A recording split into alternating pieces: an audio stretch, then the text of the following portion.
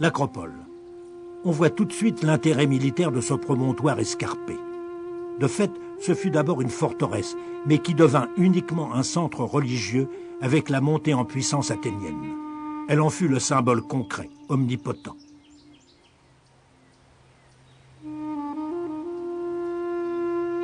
Le Parthénon. Ses dimensions passent pour être l'étalon or de l'architecture, le modèle indiscuté.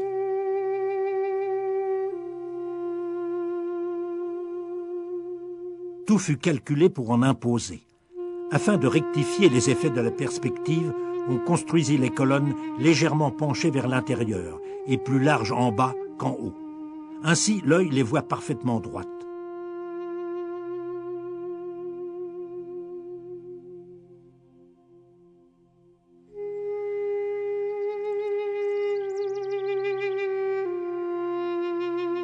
Il en est de même des marches bombées au centre pour apparaître droites à distance. Dans ce cas, il s'y ajoute un signe. Les Athéniens, grands navigateurs, avaient remarqué que l'horizon de la mer est courbe. Ils l'ont inscrit dans leur temple. Le Parthénon était la demeure de la déesse Athéna, protectrice de la cité. Elle résidait au milieu du temple, une immense statue chryséléphantine, c'est-à-dire d'ivoire et d'or, due au célèbre sculpteur Phidias. 12 mètres de haut, majestueuse, écrasant tout de sa puissance. Et elle était colorée, comme étaient peints les intérieurs, les murs, les architraves, telles que nous le montrent ces reconstitutions faites selon des textes anciens par des archéologues allemands à la fin du XIXe siècle. Voilà ce que voyaient les anciens Grecs.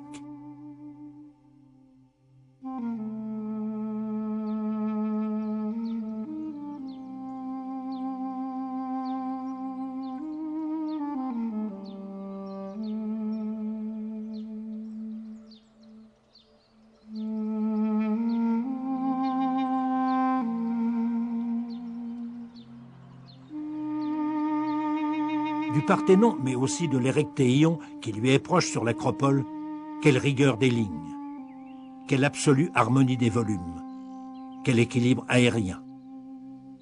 L'Acropole, c'était avant tout pour les anciens Grecs un lieu sacré. Ils vivaient dans la crainte de toutes les forces de la nature. Ces forces étaient au pouvoir des divinités qu'il fallait séduire par des rites et des offrandes.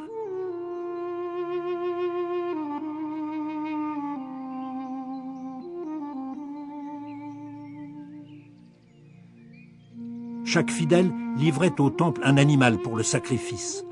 Telle cette admirable statue d'un offrant, portant un veau destiné à être immolé.